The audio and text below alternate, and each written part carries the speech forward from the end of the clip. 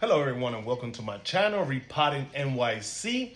Today we're diving into the maintenance of a moss pole. Now, I want to start by saying that I'm not disregarding or talking down on anyone's method for creating a moss pole. There's a lot of great videos out there, but I want to touch on something specific today.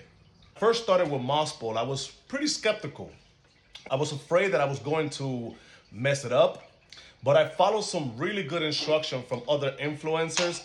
It turned out amazing. My moss put beautiful and worked perfectly. However, what they don't often emphasize enough is maintenance. The maintenance of the moisture, how to keep the moisture on these moss poles. Keeping a moss pole moist is like labor. It's an intense labor, if you ask me. Especially moss pole like this one that is exposed 360 degrees all around.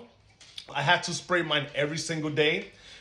Then while searching on Instagram, I stumbled upon self-watering moss poles. There's a lot of different things out there. And someone was putting a rope inside the moss pole while it was being made to serve as a wick. I thought to myself, how can I get that rope inside the moss pole if I already have my moss pole made? So now I'm not gonna take my moss pole apart to do it again. I said, okay, maybe I could come up with something.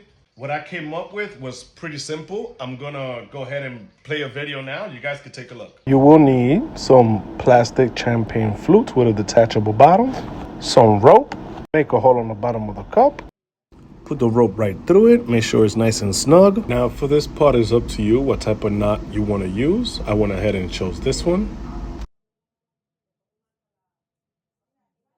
Down nice and tight because it needs to be for the next step. We are now going to create a seal. I use Gorilla Gel Glue. You can use whichever one you want.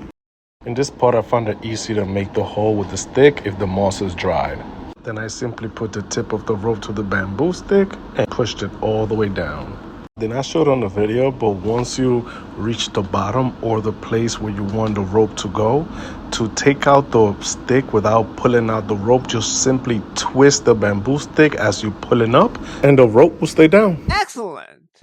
I chose a cone-shaped cup because it makes it easier for me to hide it inside the moss pole. But in reality, anything will work. All right, so let me demonstrate that again.